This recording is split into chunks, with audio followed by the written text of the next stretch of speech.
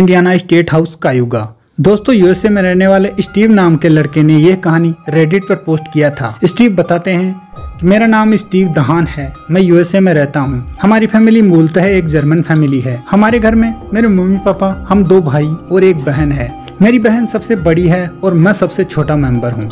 ये ईयर 1997 की बात है। हमारे शहर वाले घर को बेचकर हमने जंगल के पास सटी कॉलोनी में घर ले लिया। हमारे शहर वाला घर थोड़ा छोटा था और ये घर काफी बड़ा है। हमारे नए घर के सामने गुजरती रोड जंगल और कॉलोनी दोनों को अलग करती है, क्योंकि हमारे घर के सामने और पीछे इंडियाना स्टेट का येलोवुड फॉरेस्ट पड़ता है। मैं आपको ठीक बताऊं तो यह कॉलोनी येलोवुड फॉरेस्ट के बीच बसी हुई है। रोड के एक तरफ कॉलोनी है और दूसरी तरफ जंगल है। लोग बताते हैं कि इस जंगल में जंगली जानवर नहीं रहते, इसलिए ये जंगल कोई खतरनाक जंगल नहीं है। यहाँ छोटे छोटे ही जानवर रहते हैं, जैसे जैकल, कायोटी या फिर ज्यादा से ज्यादा रैकून। हमारे घर के पीछे भी मात्र 500 मीटर दूर से जंगल शुरू हो जाता है। ये जंगल ज्यादा घना तो नहीं है, लेकिन जंगल तो जंगल है। हम इस घर में रहने के लिए काफी एक्साइटेड थे। यहाँ रात के समय आसपास से सियार और ओटर की आती आवाजें हम बच्चों को काफी भयानक लगती, लेकिन मम्मी पापा बोलते कि बच्चों, ये सब जानवर ज्यादा खतरनाक नहीं होते, ये आपस में लड़ते हैं, इसीलिए ऐसी आवाजें निकालते हैं। हमारे 8-10 दिन तो ठीक ठाक बीत गए, लेकिन इस घर को खरीदते वक्त हमारे साथ एक बुरी चीज और हो गई कि हमारे अगल बगल वाले दोनों ही घर खाली थे। ये अभी सेल नहीं हुए थे। हालांकि कॉलोनी में तो बहुत से लोग रहते थे। इसके कुछ दिन बाद ही एक रात हमारी छत पर किसी भारी सी चीज के मूवमेंट की आवाजें आने लगी और ऐसा लग रहा था जैसे कोई भारी सा जानवर छत पर टहल रहा हो, एक भालू या फिर शेर। लेकिन इस फॉरेस्ट में ऐसे जानवर तो रहते ही नहीं है। हम काफी देर तक घर के अंदर ही एक जगह बैठे रहे। इसी बीच पापा ने हाथ में अपनी राइफल उठा ली थी कि यदि ये जानवर अंदर घुसने की कोशिश करेगा तो मैं इसे गोली मार दूंगा। लेकिन 5-6 मिनट तक हमें डराने के बाद वो आवाजें आना बंद हो गई। इसके बाद पापा मम्मी ने बंदूक और टॉर्च हाथ में लेकर छत पर जाकर देखा तो वह जो भी था उस स्थान को छोड़ चुका था। सुबह ये बात पापा ने हमारी कॉलोनी में रहने वाले ट्रेसन अंकल को बताई, जो कि एक पुलिस ऑफिसर भी है। तो उन्होंने बोला कि यार, चोर तो यहाँ आएगा नहीं, मेरा यकीन कर, और वो कोई जानवर होगा तो उसे आवाजें निकाल कर भगा दिया कर। ये जानवर अजीब सी आवाजें सुनकर भाग जाते हैं। मगर इसके 4-5 दिन बाद ही रात के 2 बजे वह छत पर टहलने की आवाजें फिर से आने लगी। इसे देखकर मेरे पापा बंदूक लेकर सीढ़ियों की तरफ गए और वे उस जानवर को भगाने के लिए अजीब सी आवाजें निकालने लगे। तभी उस जानवर ने ऐसी जोरदार चीख मारी कि हम सबका कलेजा ही बैठ गया।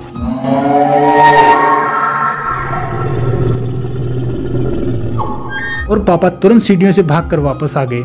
वह बहुत ही बुरी तरह से गुर्रा रहा था। सुबह हमने छत पर जाकर देखा कि छत की 4 दीवारी पर किसी जानवर के पंजों के खुरचने के निशान मौजूद है। वो ऐसे लग रहे थे जैसे कि कोई बड़ा सा जानवर हो। इसके कुछ दिन बाद हमारा डॉगी, जिसका नाम स्पार्टकस था, एक शाम जंगल की तरफ देखकर बार बार भौंके जा रहा था। इस वक्त थोड़ा अंधेरा गिराई था। ये देखकर पापा ने उसके गले से रस्सी खोल दी। इसके बाद वह जंगल की ओर भाग गया, जैसे कि किसी का पीछा कर रहा हो। इसके बाद हमने उसे कभी नहीं देखा। हमने उसे काफी ढूंढा, लेकिन न तो स्पार्टकस मिला और न ही उसकी डेड बॉडी। इसके बाद 5-6 दिन यूं ही बीत गए और रात के करीब 1 बजे हमारे घर के बाहर कोई डॉगी के भौंकने की आवाजें आने लगी। हमने गौर से सुना तो हम खुशी के मारे उछल पड़े, क्योंकि ये स्पार्टकस की आवाजें थी। उस वक्त मेरे पापा घर पर नहीं थे। मम्मी ने बाहर जाकर देखा तो वहाँ कोई भी नहीं था। उन्होंने स्पार्टकस को खूब आवाजें लगाई, लेकिन स्पार्टकस नहीं दिखा। इसके बाद जब मम्मी वापस अंदर आने लगी तो फिर से स्पार्टकस के भौंकने की आवाजें सुनी। इसके बाद मम्मी अंदर से टॉर्च लेकर गई और उन्होंने टॉर्च जलाकर देखा तो डर के मारे उनके हाथ पैर कांपने लगे।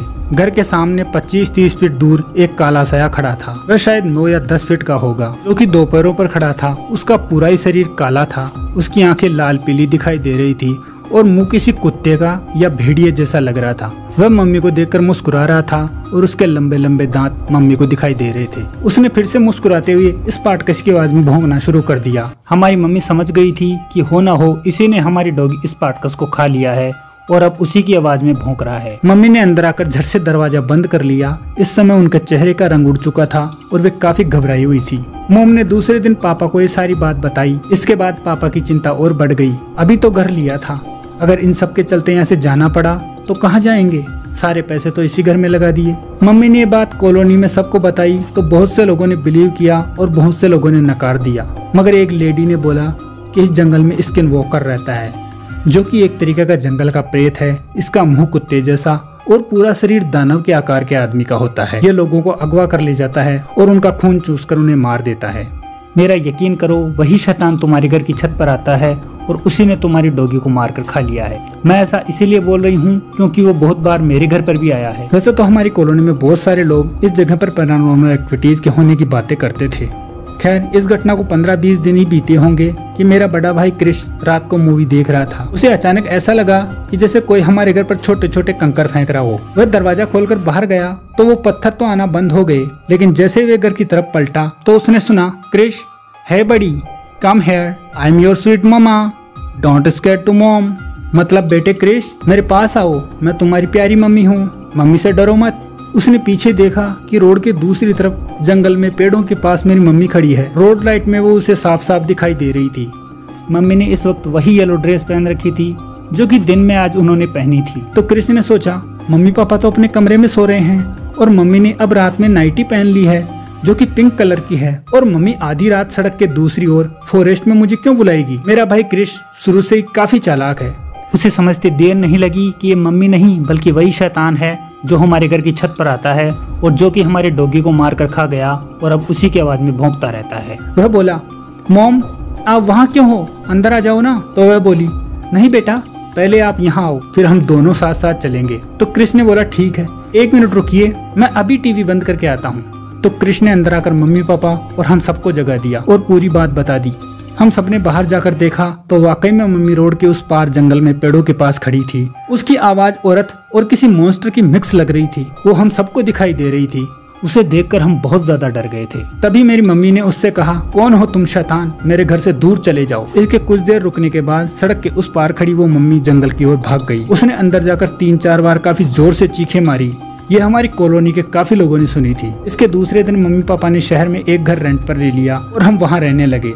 ये घर बेचने में हमें लगभग 8 महीने लग गए और तब तक हम किराए के घर में रहते रहे। हम ये तो नहीं जानते कि वो शैतान स्किन वॉकर था या नहीं, अगर हम सब ने उसे देखा था और वो काफी भयानक था। दोस्तों, अगर आपको वीडियो अच्छा लगा हो तो do subscribe and press the bell icon for more interesting videos.